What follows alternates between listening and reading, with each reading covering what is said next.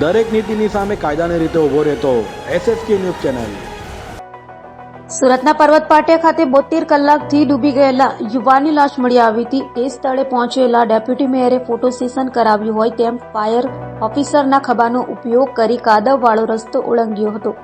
સુરતમાં ફરી એક નેતાનું ફોટો સેશન વાયરલ થઈ રહ્યો છે। સુરતના પર્વત પાટિયા વિસ્તારમાં ખાડીપુરમાં ડૂબેલા યુવકનો 4 દિવસ પછી મૃતદેહ મળી આવ્યો હતો, જેથી સ્થળ પર ભાજપના નેતાઓ અને ડેપ્યુટી મેયર નરેન્દ્ર પાટીલ પહોંચી ગયા હતા, જ્યાં પૂરગ્રસ્ત વિસ્તારમાં જઈ ફોટો પડાવી પ્રજા પ્રત્યે ખોટી લાગણી દર્શાવવાનો ડેપ્યુટી મેયરે પ્રયાસ કર્યો હોય તેમ પાણી ઓસરી ગયા બાદ કાદવમાંથી જવા માટે ડેપ્યુટી મેયર નરેન્દ્ર પાટીલે ફાયર ઓફિસરના ખભાનો સહારો લીધો હતો। 10 ડગલા ચાલવા વેતાળની જેમ ફાયર ઓફિસરના ખભે ડેપ્યુટી મેયર નરેન્દ્ર પાટીલ ચડી ગયા હતા, જેને લઈ આવા ડેપ્યુટી મેયર પ્રજાની શું સેવા કરશે તેવી ચર્ચા જોવા મળી હતી।